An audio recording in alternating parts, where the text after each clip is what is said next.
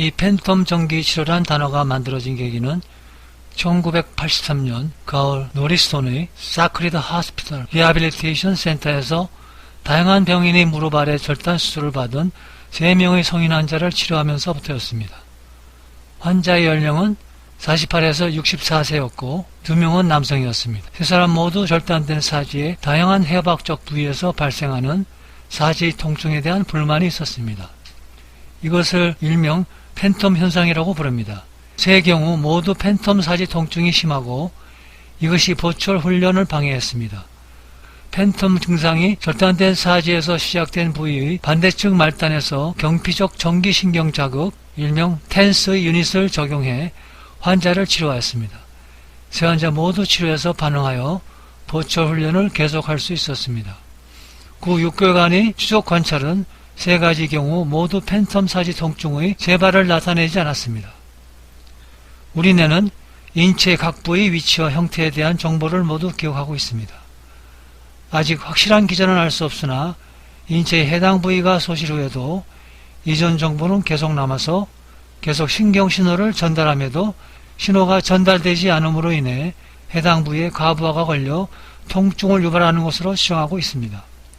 경피적 전기신경 자극을 이용하여 이런 부위 고유 진동 주파수로 이 해당 상위신경 부위를 자극하면 공명현상이 생겨 오페라 가스가 높은 진동수로 먼 거리에서 유리창을 깨듯이 이 부위 뇌 및 신경 기능이 억제되어 통증이 소멸되는 현상을 팬텀 전기치료라고 부릅니다. 이 치료 효과에 대한 이전의 가설에 의하면 1963년 멜자겐 우얼은 전기를 사용하여 통증을 억제시키는 게이트 제어 이론을 발표했습니다. 이 이론은 소직경 신경소모에서의 활동이 통증을 유발하고 대직경 감각신경 소묘를 자극함으로써 통증이 줄어든다고 합니다. 그들은 척수의 등쪽 불에 해당하는 부위에 생리적 게이트 메커니즘이 존재한다고 제안했습니다. 이 게이트는 고통스러운 자극이 이것을 통해 뇌까지 전해지는 것을 허용하거나 억제하기 위해 열리거나 닫힐 수도 있다고 합니다. 경피적 전기신경 자극으로 피부에서 베타 소묘신경 소묘를 선택적으로 자극함으로써 더 작은 직경의 신경 소묘에 의해 전달되는 고통스러운 자극의 양을 분절하여 이런 억제를 통해 통증이 감소될 수 있다는 가설입니다. 그리고 본격적으로 처음부터 2013년 10월까지 연구를 하여 다양한 연구를 통해 경피적인 전기신경 자극은 게이트 제어로 알려진 척추 및 초상위 수준에서 통증 관련 잠재력을 억제함으로써 통증을 완화시킨다고 알려지게 되었습니다. 임펄스는 교류 또는 변조 디시를 포함합니다. 텐스의 진통 효과는 동측 및 대측 척추 분절 영역에서 볼 수 있습니다. 그 후 경피적 전기신경 자극 및 간섭요법은 다양한 유형의 급성 및 만성 통증에 대한 규칙적인 치료 라인이 되었습니다. 그리고 간섭요법은 조직에서 저주파 전류 영향을 야기하는 중간 주파수 전류를 사용합니다. 이것은 조직에 2개의 중간 주파수 전류를 적용하여 저주파 간섭 전류를 생성함으로써 달성됩니다. 따라서 저주파극의 이점은 통증, 불편함, 피부 자극 등과 같은 불편한 부작용 없이 달성된다는 것입니다. 그 후 연구에 의하면 고주파 또는 기전 텐스는 작은 A베타 감각신경 섬유를 자극하여 통증 게이트를 닫는다고 합니다. 이 주파수 대에서는 아스파라테이트 및 그루타메이트와 같은 흥분성 신경 전달 물질의 방출을 감소시키고 감마 아미노 브루티산 및 세로토닌과 같은 억제성 신경 전달 물질의 방출을 증가시킴으로써 작용한다고 합니다. 그리고 낮은 주파수 또는 침술 텐스의 저주파 텐스는 침술로도 알려져 있습니다. 이 텐스의 진동수는 매우 낮습니다. 그것은 A델타 신경소묘를 자극하여 엔돌핀을 생성하여 통증을 완화시키는 작용을 합니다. 버스트 텐스는 A베타 및 A델타 신경소묘 유형을 동시에 자극합니다.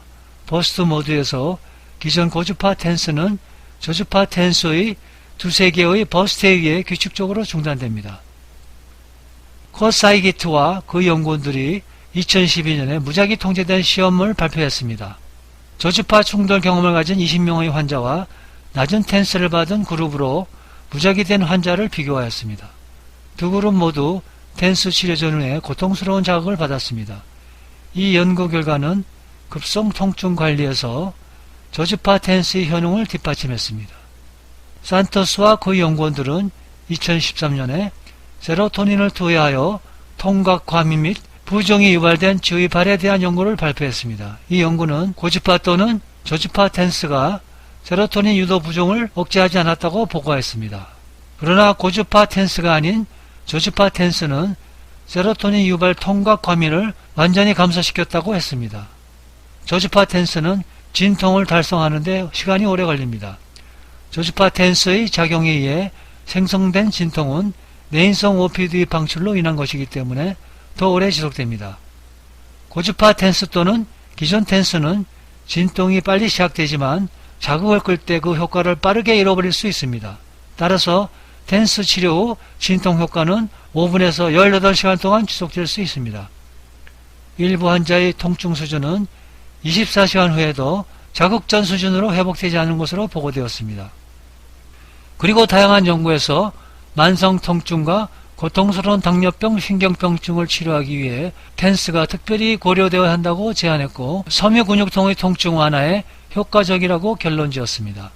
전기자극치료는 일반적으로 통증을 완화하는 목적이나 골절의 회복을 돕는 치료로 많이 이용되고 있으며 이명의 치료에 있어서도 최근에 새로 시도되는 치료는 아니지만 오래전부터 사용되어 왔습니다. 그 기전이나 효과에 대해서는 아직 명확하지 않으며 논란이 많지만 이명 환자의 특성 중 저주파수 이명인 경우와 경도의 난청을 동반한 경우 경피적 자극의 효과가 더 좋다고 보고된 바도 있습니다.